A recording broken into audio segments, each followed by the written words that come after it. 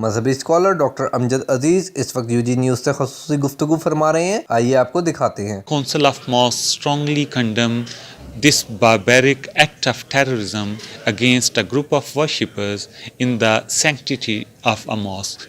Two mosques in New Zealand have been attacked and more than 50 people have been gunned down.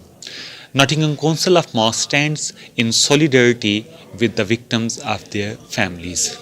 I, as a president of Nottingham Council of Mosques, have no words to express my sorrows on the brutal terrorist attacks on innocent people whilst praying in Jummah Friday prayer in the mosque in Christchurch, New Zealand.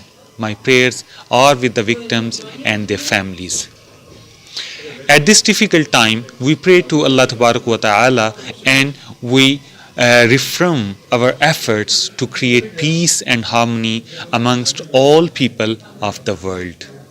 This massacre is a stark reminder of Islamophobia and right-wing extremism. Terrorists seek to divide us, but we stand together in condemnation of all forms of terror. This is the message from the Nottingham Council.